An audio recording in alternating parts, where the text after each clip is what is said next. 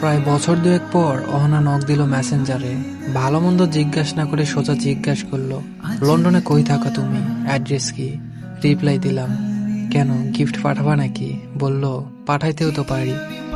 Address দিয়ে টুকটাক কথা হলো, কেমন আছো, স্বামী বাচ্চারা কেমন আছে, এইসব আর কি।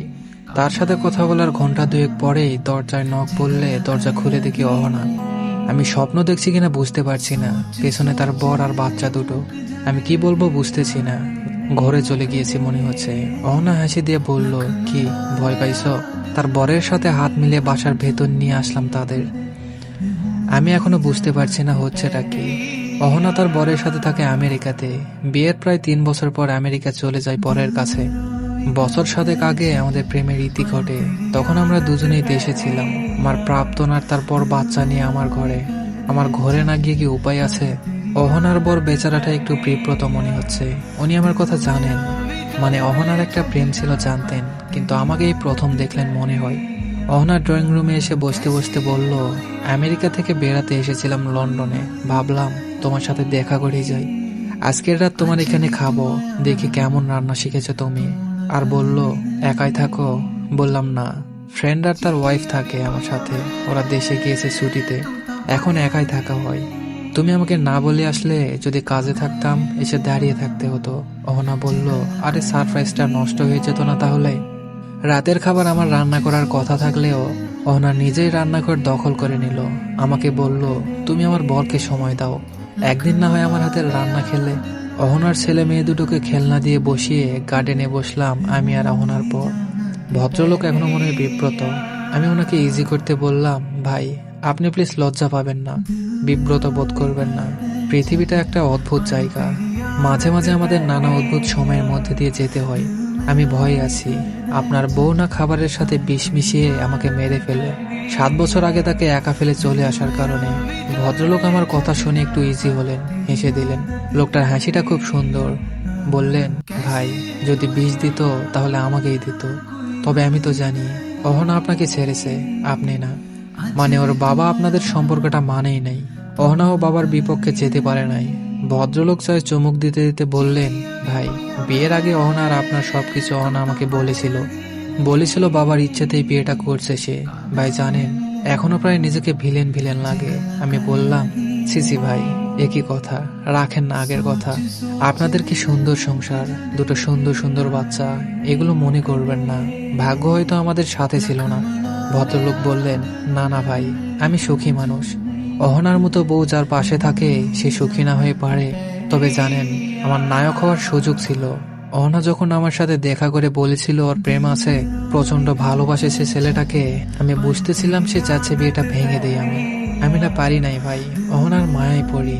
আমার মনে হয়েছিল এই মেয়ের সাথে সংসার করতে না পারলে মরে যাব।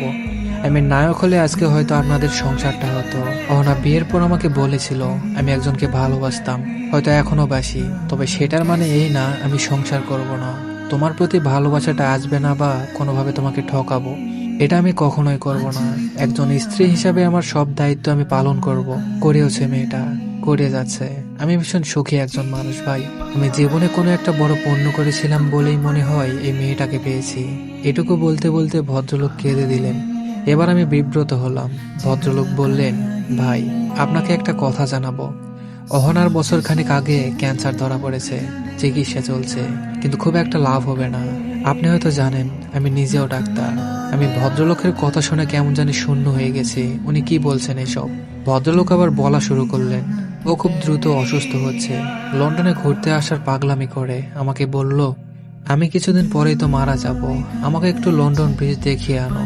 আমি পাগলামি প্রশ্রয় দিলাম, কিন্তু এখানে আসার পর জানলাম এখানে আসা শুধু আপনার সাথে একটাবার দেখা করার জন্য।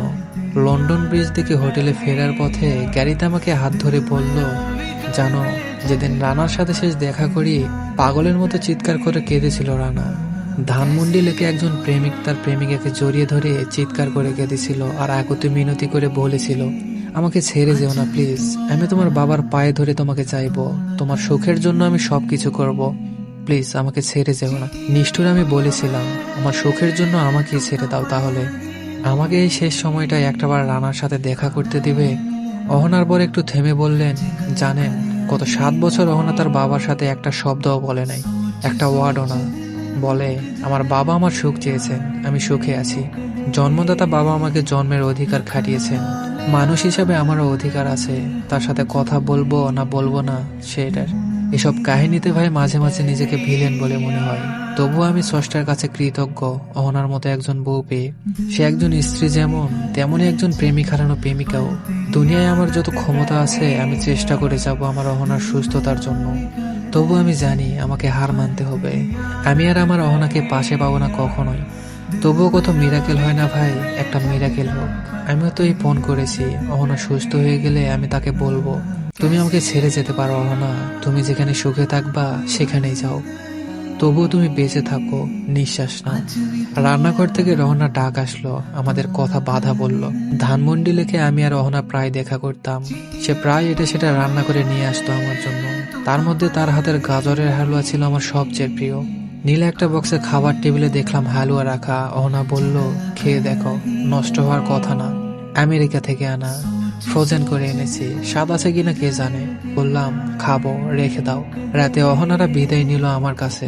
অহনার বর ভদ্রলোক বাচ্চা দুটোকে নিয়ে আমাদের একা ছাড়লেন কিছুক্ষণের জন্য। অহনা বলল, আমার বর তোমাকে আমার অসুখের কথা বলেছে নিশ্চয়। ভনিতা করব না, আমার তোমাকে একবার সামনাসামনি দেখার ইচ্ছা ছিল। আর এই তোমার চিঠি রাখো, তোমার দেওয়া 188টা চিঠি। এই চিঠিগুলো পুড়িয়ে ফেলার অনেকবার চেষ্টা করেও পারি নাই। আমার ভালো মন্দ কিছু হয়ে গেলে চিঠিগুলো অযত্নে থাকবে, তাই তোমাকে দিয়ে গেলাম। আর যদি বেঁচে যাই ফেরত পাঠিয়ে দিও। আর শোনো, আমি সুখী একজন নারী, আমার সুখের সংসার। তোমার জন্য প্রেম নেই, ভেবো না। আমি এখনো তোমার প্রেমে অন্ধ, 2 বাচ্চার মা হয়েছি। এখন আরো সব বাংলা ছবির সময় আছে বলো? তবুও তোমার প্রতি জন্মদিনে আমি সুন্দর মতো সাজি, একটা করে গিফট কিনি। যেদিন তোমার আমার প্রথম দেখা হয়েছিল 24শে জুলাই, আমি সেদিন একা একা ঘুরতে বের হই। আমার বর সব জানে, আমি বলি নাই, তবুও বোঝেও। জানো রানা, আমার দেখা পৃথিবীর শ্রেষ্ঠ মানুষও। আচ্ছা, এসব কেন বলছি আমি জানি না রানা, আমার হয়তো সময় কম, তাই যা ইচ্ছে তাই বলছি। তোমার যে চোখের জল আমার জন্য ফেলেছিলে, তার প্রতিদানে আমি 1000 বছর কাঁদলেও তোমার কাছে ক্ষমা পাবো না আমি জানি, তাই ক্ষমাও চাইবো না। তবুও বলি, আমার উপর অভিমান রেখো না রানা। আর সত্য সত্য মিরাকেল হলে আমার চিঠিগুলো আমার কাছে ফেরত পাঠাবে, মনে থাকে যেন। আর তোমার সাজানো জীবনে একদিনের জন্য এসে কোনো কষ্ট দিয়ে থাকলে আমার অধিকার থেকেই দিয়েছি। কিন্তু আমার কি তোমার প্রতি কোনো অধিকার আছে এখনো? হয়তো আছে। অহনারা চলে গেল, আমি তার হালুয়ার বাটিটা নিয়ে বসলাম। প্রিয় এই খাবার খাওয়া বাদ দিয়েছি 7 বছর হয়। আমার ভীষণ কাঁদতে ইচ্ছে করছে অহনার জন্য, কেন জানি কাঁদতেও পারছি না। আমার ভীষণ ইচ্ছে করছে চিৎকার করে আবার বলতে, আমাকে ছেড়ে যেও না, আমার ভীষণ কষ্ট হচ্ছে। অহনার চিঠিগুলো আমার কাছে যত্নে আছে, প্রায় বের করে পড়ি আর পুরনো কথা মনে করি। চিঠিগুলো তাকে আর ফেরত দেওয়ার সুযোগ হয় নাই। না, কোনো মিরাক্কেল অহনার সাথে হয় নাই। পৃথিবীর এক প্রান্তে একজন মমতাময়ী অহনার জন্য প্রার্থনায় বসেছিল, একজন বউ পাগল স্বামী, আরেক প্রান্তে একজন প্রেমিক। তবুও স্রষ্টার মন গলে নাই, তবুও অভিমানী অহনা আর আমাদের সাথে থেকে যায়নি। ধন্যবাদ সবাইকে।